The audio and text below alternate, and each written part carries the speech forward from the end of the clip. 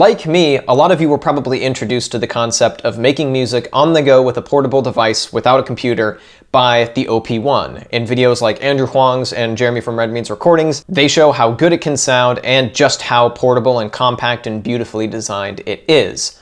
Unfortunately, it's pretty expensive, quite a bit more expensive than is worth it for most people.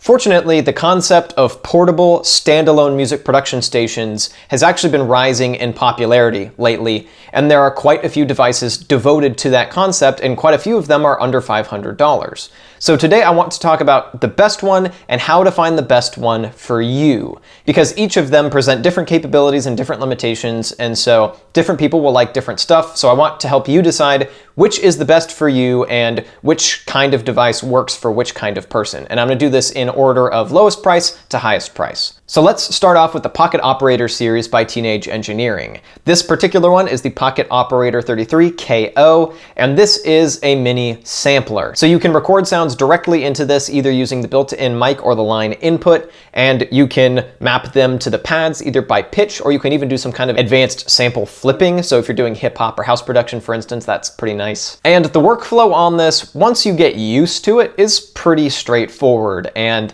making stuff on this can be fun, fast, although making a full song on this thing is a bit of a pain. It absolutely can be done, I have done it, but I typically don't really reach for it. This is by far the cheapest on the list, so if you're looking to just dip your toes into the world of portable music making, or you're looking for kind of a lo-fi sampler, this is the device for you. And there are other Pocket Operators, but in my experience, this one is the one that's best at being completely standalone. Usually the others, of which I've used a couple, kind of need to be synced with other Pocket Operators to really make anything worth listening to. All that being said, here are a couple of sound demos of stuff I've made using only this.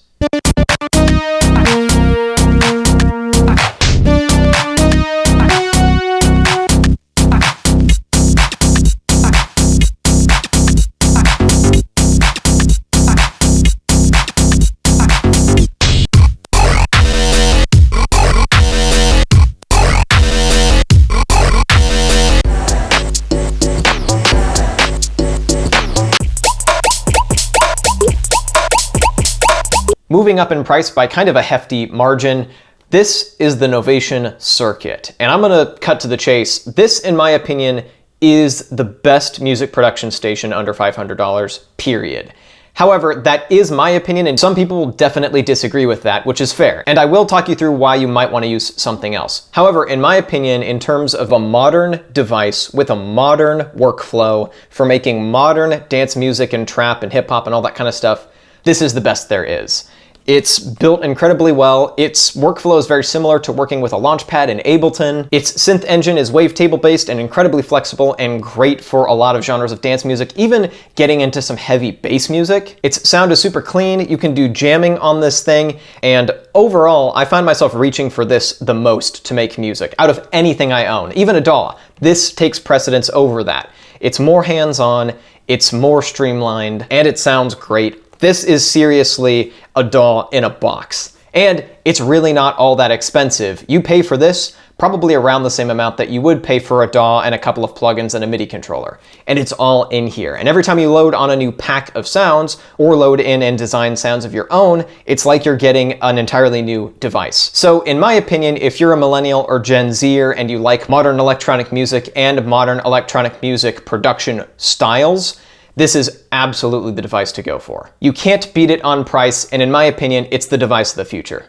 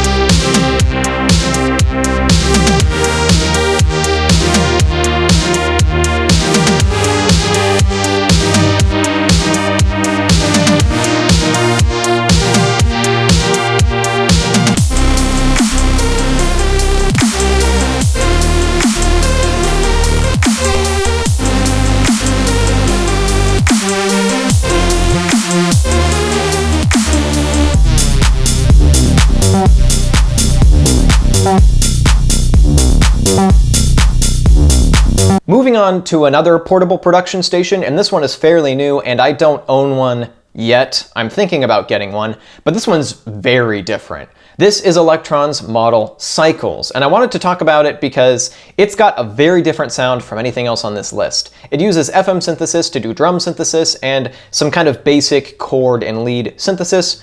People who are kind of more old heads, who enjoy older school techno or kind of chill, plinky, lo-fi electronic music, tend to really dig this thing.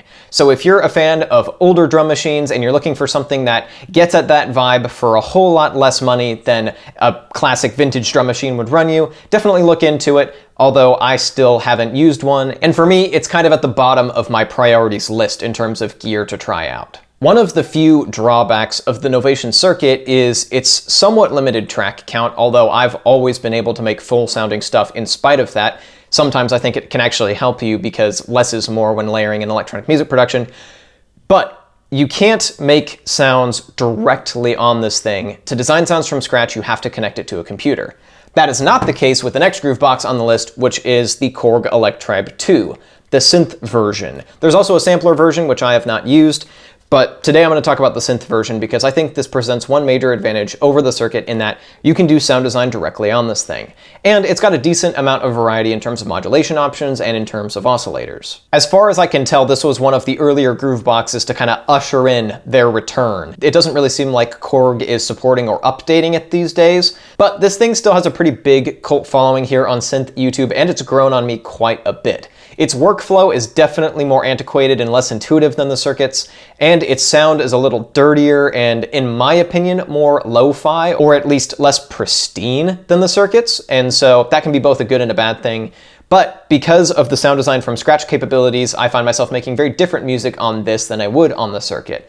And also, one thing that this has that's similar to the elusive OP1 is the fact that once you record stuff in here, you can export the individual tracks, and they're on this SD card, and you can actually bring that into your DAW and then do some proper mixing in post.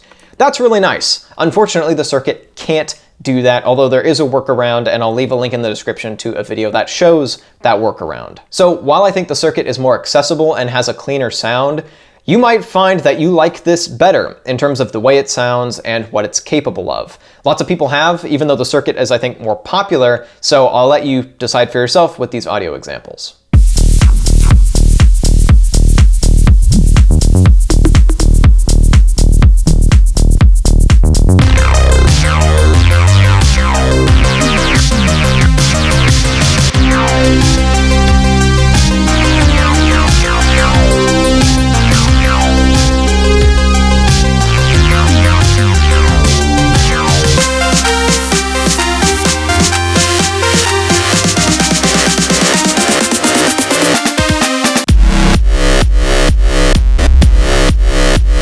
Also, this does have more tracks than the NOVATION circuit, but it does have a voice limit that you do run into if you stack too many layers. So that's a bit of a trade-off there. Another thing that has slightly more tracks because it works a bit differently than the circuit is the most expensive item on this list, and that is the Roland MC101.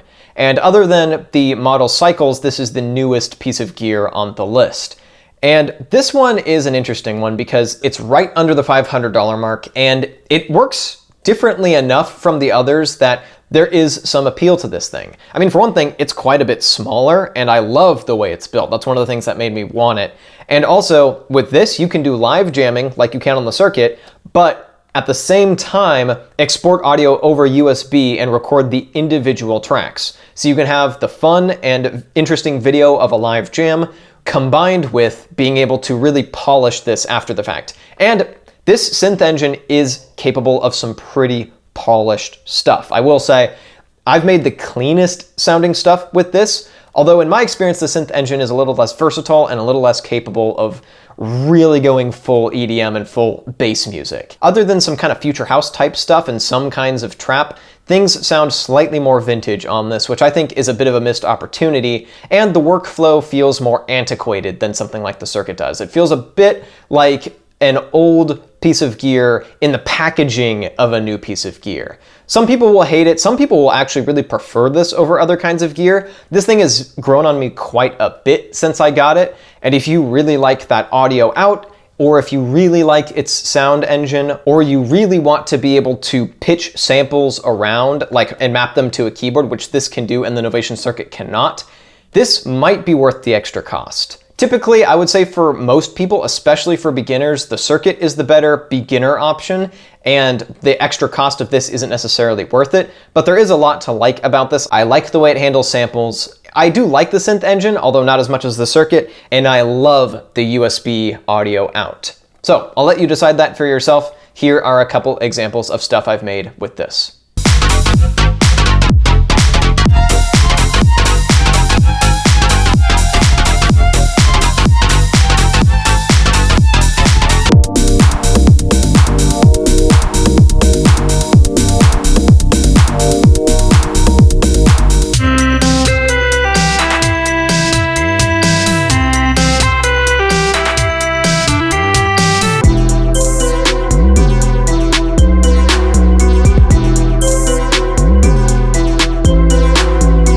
And that is my list. I think any of these devices will serve you really well and get you into making professional quality music in a small container on the go for under $500. There are other devices out there that I've probably missed, and there are others that are more expensive, but I wanted to keep this list relegated to stuff that I've used and stuff that is relatively affordable. So that is it for today. Thank you so much for watching. If you'd like to check out any of the devices that I've mentioned, be sure to click or tap the links in the description. And if you've got your own thoughts about what you prefer, be sure to leave a comment down below. Feel free to be opinionated, but please keep it not angry. Thank you so much for watching, and I'll be back with a new video in a couple of days.